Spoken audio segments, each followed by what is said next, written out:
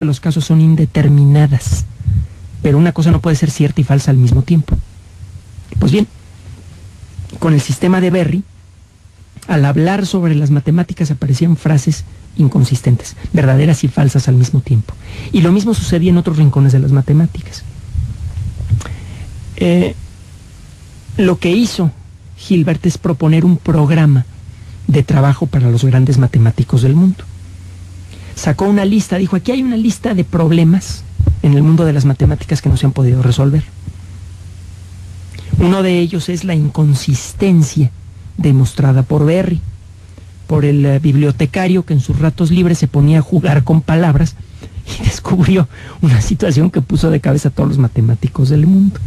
Si no tiene usted que ser un gran matemático para hacer una contribución importante a las matemáticas. Lo que necesita usted es estar enamorado de lo que hace y hacer un trabajo que nadie más haya hecho antes. Bueno, el trabajo de Hilbert entonces fue el de juntar en un solo documento cuáles eran los problemas que tenían las matemáticas en aquella época, cosas que no se habían podido demostrar, cosas para las cuales no existía un sistema de demostración, y también el eliminar los problemas de inconsistencia que había en el mundo de las matemáticas. Por ejemplo, el descubierto por Berry, por el mismo Bertrand Russell y por otros investigadores. Bueno,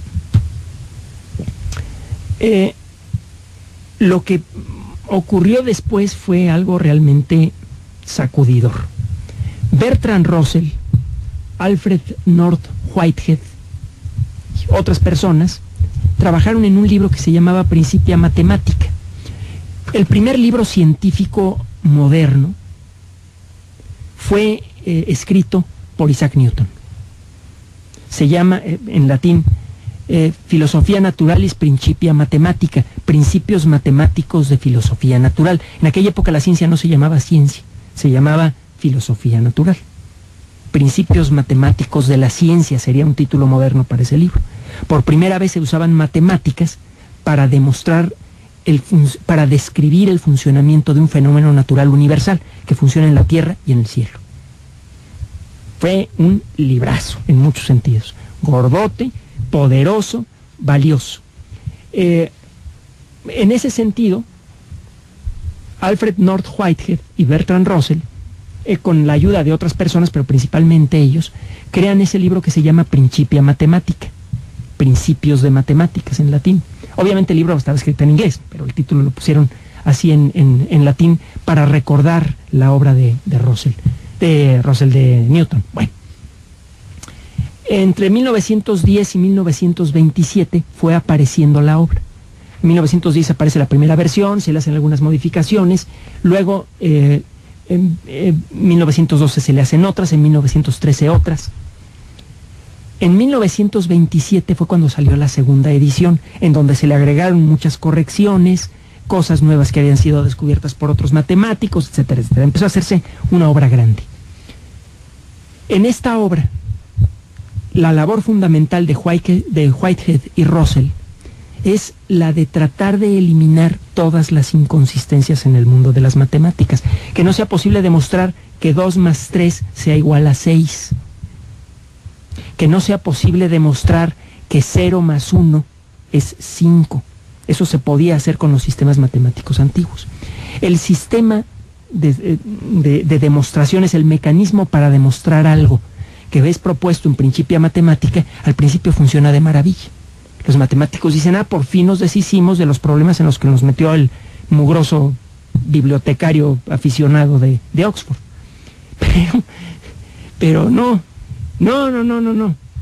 Eso no pasó. Los matemáticos ya se empezaron a sentir muy tranquilitos cuando de pronto llega Kurt Gödel. En 1931 era un chamaco, tenía 20 años, una cosa así. Tenía problemas de nerviosismo, problemas serios. Empezaba a manifestársele un problema que se le hizo grave cuando ya era grande. Un problema que también tuvo Howard Hughes, otro tipo especialmente brillante, el trastorno obsesivo compulsivo. Las personas que tienen este mal, por ejemplo, limpian a cada rato las perillas de las puertas, y a lo mejor es lo único que limpian. o siempre que entran a la casa se fijan de pisar siempre en el mismo lugar, alguna cosa de ese tipo. Ahora entendemos mejor ese trastorno. Sabemos que es un desbalance químico que puede ser corregido con pastillitas o con terapia. Es el primer mal mental que se puede corregir por igual con medicinas y con un tratamiento psiquiátrico corto. Bueno, Gödel sufrió mucho con este problema. Ya de grande entró a trabajar al Instituto de Estudios Avanzados de Princeton, del que hablamos ayer, y su vecino de puerta era Einstein. Bueno, Gödel de chamaco saca un trabajo corto, es un trabajo breve, que literalmente le dio una sacudida al mundo de las matemáticas que, si me perdonan la metáfora, fue tan fuerte como algunos de los grandes terremotos del siglo XX. ¿Qué fue lo que demostró este hombre? Al regreso del corte se lo dijo. A ver, ¿en qué vamos? Resulta que en 1910 las matemáticas comenzaron a tambalearse. Se creía que con un juego relativamente pequeño de principios, los matemáticos podrían demostrar la realidad o falsedad de cualquier idea expresada en términos matemáticos. Se creía que las matemáticas podían, sin problemas y sin inconsistencias, atacar cualquier problema. Las matemáticas ya eran consideradas la base de la ciencia desde la época de Newton, y bueno, se creía que simplemente al aplicar las matemáticas a cualquier situación, al mundo de la vida, al mundo de la conciencia, al mundo de los átomos, se podría resolver cualquier inconsistencia, cualquier problema de entendimiento que hubiera en cualquier campo de la ciencia. A principios del siglo XX, gracias al trabajo de personas como Berry, no fue el único, empezaron a aparecer problemas con las matemáticas. De pronto resultaba que era posible demostrar que una cosa era cierta y falsa al mismo tiempo. Con la misma herramienta matemática que se creía perfecta, se podía demostrar que una cosa absurda era válida. Por ejemplo, 2 más 3 igual a 6. Se podía demostrar eso.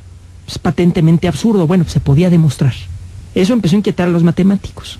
Viene entonces el proyecto de David Hilbert, se lo acabo de describir. La idea era la de eliminar cualquier inconsistencia que pudiera existir en el mundo de las matemáticas.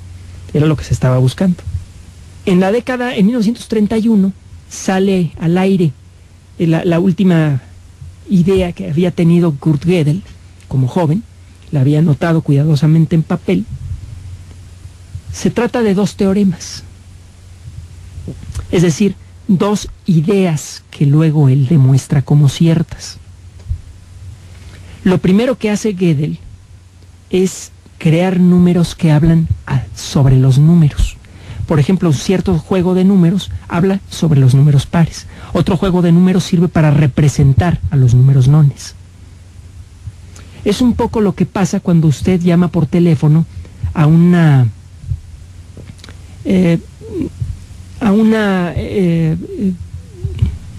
por ejemplo, cuando llama por teléfono a esta estación. Si en lugar de llamar al teléfono directo, llama usted al conmutador, luego tiene que dar otro número para llegar a la extensión que usted quiere. Se necesitan 2 números. Un número, de manera indirecta, lo lleva hasta la extensión a la que usted quiere llegar. En el mundo de las matemáticas, la idea de Gödel resultó muy extraña. Nunca a nadie se le había ocurrido simbolizar a los números a través de números.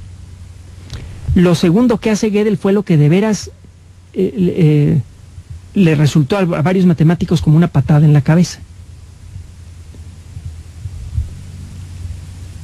Él construye, con este sistema de representación de los números, construye estructuras que al mismo tiempo son verdaderas y falsas. Construye así como hay un número que puede hablar de otro número, hay un número que representa al número 1, por ejemplo, se puede hacer que un número se represente a sí mismo.